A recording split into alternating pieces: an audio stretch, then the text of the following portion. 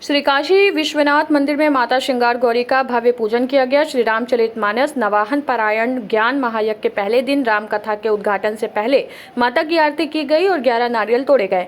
सुरक्षा के लिए भारी पुलिस बल तैनात था। स्वामी जितेंद्रनंद सरस्वती जी और आचार्य सूर्यलाल मिश्र ने भक्तों के साथ जय श्री राम हर हर महादेव के नारे लगाए। मंदिर की परिक्रमा के बाद नंदी जी का दर्शन पूजन किया गया। स्वामी जी ने कहा कि ये परंपरा बाबा तुलसीदास से चली आ रही है। स्वामी जी का स्वागत स्मृति चिन्ह और अंगवस्त्र देकर किया गया। इस आयोजन में डॉक्टर प्रकाश पांडे, रवि मिश्रा, गोपीनाथ सेठ समेत कई पदाधिकारी शामिल हुए।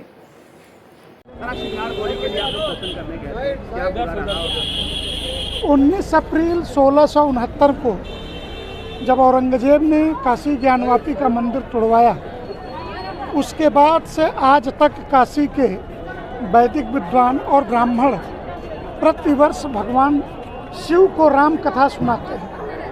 हालांकि यह कथा का जो समय है वो माघ में है।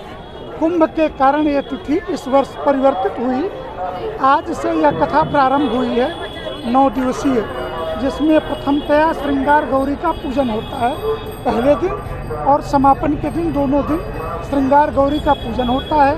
पिछले 400 से ज़्यादा वर्षों से और ऑन रिकॉर्ड स्वतंत्रता के बाद परमिशन के बाद जो कथा होती है वो 67 वर्ष हो गए। 67वां वर्ष है यह जब बाबा को राम कथा सुनाई जा रही है, और आज से राम कथा 9 दिन चलेगी। परिसर के अंदर बाबा कथा सुनेंगे, और ये कथा ऐसी है कि जिसमें विथ परमिशन पटाखे तक फोड़े जाते हैं। क्या क्या जाएगा, सारी सामग्री की लिस्ट रहती है।